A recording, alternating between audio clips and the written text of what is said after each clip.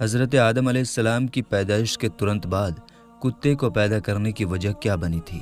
دوستو، کتے کی پیدائش پر یہ سب عجیب و غریب اور دلچسپ جانکاری اس ویڈیو میں آپ کو یہ بھی بتائیں گے کہ کتے اور شیطان میں ایسا کیا رشتہ ہے کہ جس کی وجہ سے مذہب اسلام کتے کو گھر میں پالنے سے منع کرتا ہے، اور آخر کتا ہی انسان پر کیوں بھونکتا ہے؟ دوستو، سب سے پہلے تو یہ جان لیجئے کہ جس گھر میں کتا ہو تو اس گھر میں رحمت کا فرشتہ کیوں داخل نہیں ہوتا۔ اس بارے میں حدیث شریف میں ایک واقعہ آتا ہے کہ حضرت میمونہ رضی اللہ تعالی عنہا فرماتی ہیں کہ ایک مرتبہ حضور اکرم صلی اللہ تعالی علیہ وسلم بیدار ہوئے تو آپ صلی اللہ تعالی علیہ وسلم بہت غمگین اور پریشان تھے۔ میں نے پوچھا کہ حضور کیا بات ہے، آج آپ کی کیفیت بدلی ہے؟ آپ صلی اللہ تعالی علیہ وسلم نے ارشاد فرمایا کہ جبرائیل علیہ السلام نے رات آنے کا وعدہ کیا تھا، مگر وہ طے کیے گئے وقت پر آئے ہی نہیں۔ حضور پاک صلی اللہ تعالی علیہ وسلم کو اس سے پریشانی ہوئی کہ جبریل امین تو وعدہ خلافی نہیں کر سکتے، تو ان کے نہ آنے کی کیا وجہ ہو سکتی ہے؟ پورا دن اسی طرح گزر گیا۔ پھر آپ صلی اللہ تعالی علیہ وسلم کو یاد آیا کہ آپ کی چارپائی کے نیچے کتے کا ایک بچہ بیٹھا تھا۔ آپ نے اس کو اٹھوایا اور اس جگہ کو صاف کر کے وہاں چھڑکاؤ کیا گیا۔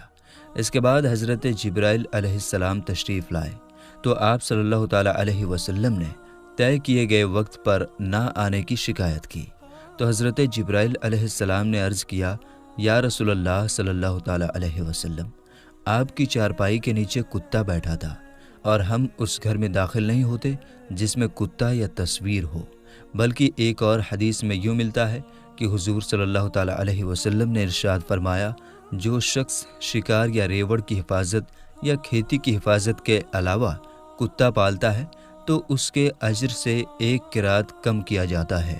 تو دوستو، ثابت ہوا کہ گھر میں فرشتوں کے داخل نہ ہونے اور برتن ناپاک کرنے اور دوسری بہت سی وجوہات پر کتا گھر میں رکھنے سے منع کیا گیا ہے۔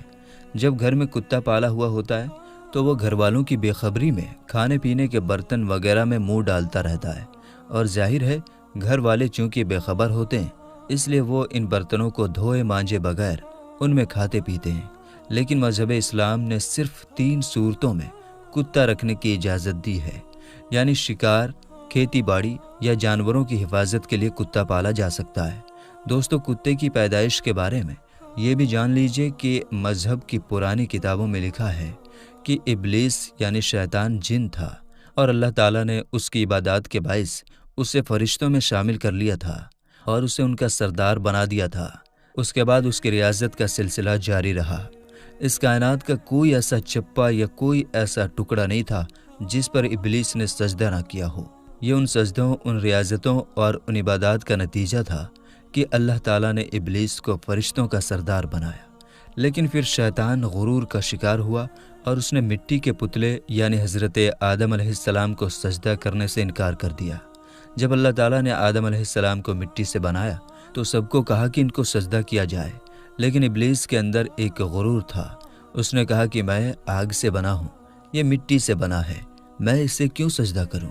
اس نے سجدہ کرنے سے انکار کر دیا، اور یہاں سے اچھائی اور برائی کی طاقتوں کے بیچ جنگ شروع ہو گیا۔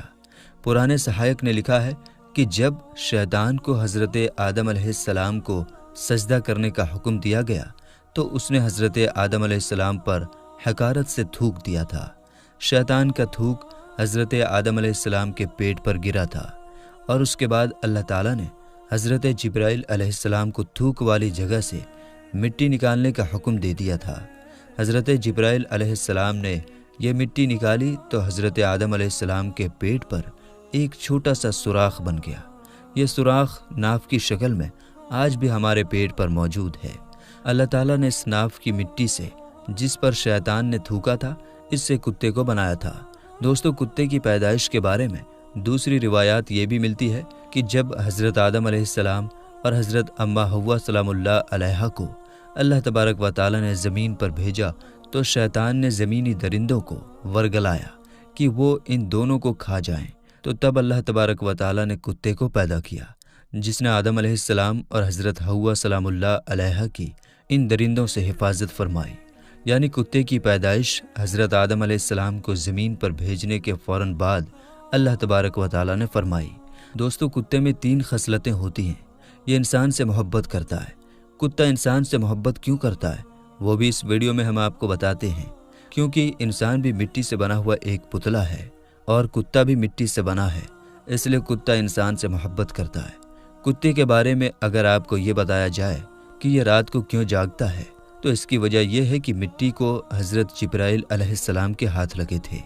اور ہاں، کتا انسان پر بھونکتا ہے۔ یہ انسان پر کیوں بھونکتا ہے؟ اس کی وجہ یہ ہے کہ اس کی مٹی میں شیطان کا تھوک ملا ہوا ہے، اور کتا دنیا کا وہ اکیلا جانور ہے جو شیطان کو دیکھ سکتا ہے۔ شاید یہی وجہ ہے کہ رات کے اندھیرے میں جب شیطانوں کے قافلہ آسمان سے اترتے ہیں تو کتے اوپر دیکھ کر ایک خوفناک آواز نکالتے ہیں۔ دوستو غیر مسلم قومیں، خاص کر یورپ میں تو اب کتے کو گھر کا ایک ویکتی سمجھا جاتا ہے۔ جن عورتوں نے یہاں کتے پالے ہوتے ہیں تو وہ کہتی ہیں کہ اگر تمہیں مجھ سے محبت ہے تو میرے کتے سے بھی محبت کرنا ہوگی۔ یہاں تک کہ یورپ میں کتوں سے محبت اب حرام کاریوں میں بدل چکی ہے۔ بس یہ بات یاد رکھیے، کتا چاہے کتنا ہی وفادار کیوں نہ ہو، اگر آپ نے کھیتی کی حفاظت، شکار یا اپنے جانوروں کے ریوڑ کی حفاظت کے لیے نہیں پالا تو پھر روزانہ آپ کے اجر سے 1 قرات کم کیا جائے گا۔ اور یہ بھی یاد رکھیں کہ حضور اکرم صلی اللہ تعالی علیہ وسلم نے 1 قرات کو احد پہاڑ سے تشبیہ دی ہے۔ اب آپ خود اندازہ کر لیجئے کہ کس طرح اجر آپ روزانہ گوا رہے ہیں۔ اللہ تبارک و تعالی نے سورۃ اعراف میں بلم بن باورہ، جو کہ ایک نیک اور عابد شخص تھا، پھر اس نے نفس کی لذت اور دنیا پرستی کے کام شروع کیے، تو پھر اللہ تعالیٰ نے اس کو کتے سے تشبیہ دی ہے، اور وہ روز قیامت کتے کی شکل میں دوزخ میں داخل ہوگا، اور اصحاب کہف کا کتا بلم بن باورہ کی شکل میں جنت میں جائے گا۔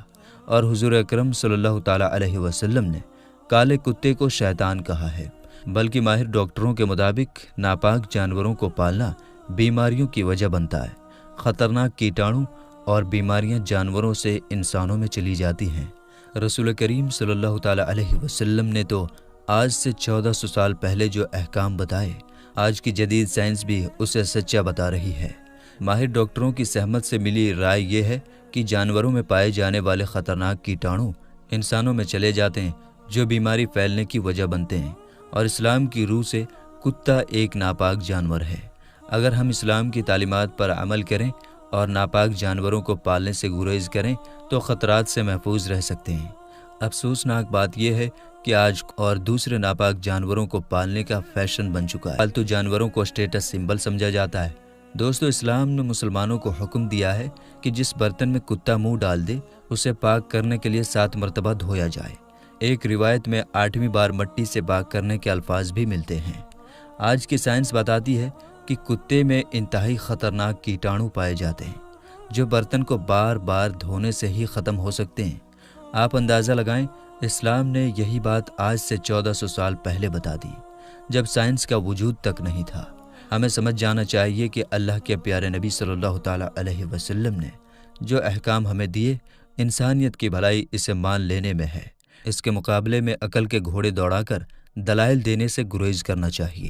ایک انگریز ڈاکٹر نے اس پانی کی جس میں کتے نے منہ ڈالا تھا خوردبین کے ذریعے پتہ کی تو اسے پتہ چلا کہ اس پانی میں کتے کے لعاب یعنی لار سے جو کیٹاڑو آ جاتے ہیں وہ مٹی کے سوا کسی اور چیز سے نہیں مرتے، کیونکہ مٹی میں نوشادر زیادہ مقدار میں ہوتا ہے جو اور کسی چیز میں نہیں ہوتا، اور یہ کتے کے لار میں پائے جانے والے تمام کیٹاڑوؤں کو ختم کرنے کے لیے کافی ہوتا ہے۔ اس لیے نبی اکرم صلی اللہ تعالی علیہ وسلم نے مٹی کا نام لیا تاکہ بازاروں میں نوشادر تلاش کرنا نہ پڑے۔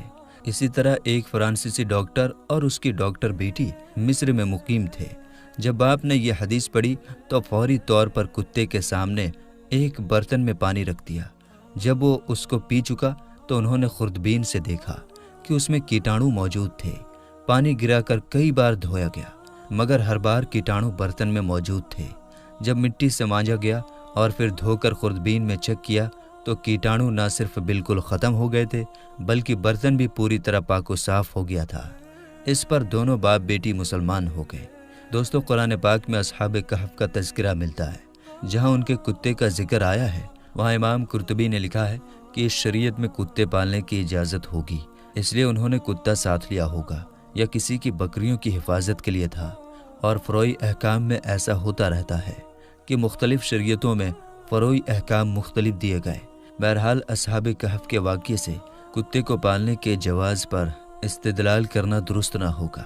इस तरह मुफस्सिरीन इकराम ने जहाँ असहाब कहफ का जिक्र किया है तो वहाँ इस बात की भी वजाहत फरमाई है कि असहाब कहफ का कुत्ता सुलह के साथ रहा। उसकी बरकत से अल्लाह पाक ने कुरान मजीद में उसका जिक्र फरमा दिया। ये उस कुत्ते की जुज़वी फ़जीलत थी। असहाब कहफ के कुत्ते से मुतलक़न कुत्ते की फ़जीलत पर इस्तिदलाल करना दुरुस्त नहीं। दोस्तों, यहाँ काबिल गौर बात यह है कि अल्लाह ताला और उसके रसूल करीम सल्लल्लाहु ताला अलैहि वसल्लम ने इंसानों के लिए जो अहकाम बनाए हैं वो हर लिहाज से इंसानों के लिए मुफीद है। एक मुसलमान के लिए ये बात काफ़ी होनी चाहिए कि अल्लाह ताला ने इस काम से रुकने का हुक्म दिया है, क्योंकि एक मोमिन की शान ये है कि अल्लाह ताला के नबी सल्लल्लाहु ताला अलैहि वसल्लम ने जिस काम को करने का हुक्म दिया है वो करे और जिस काम से मना किया है उससे रुक जाए।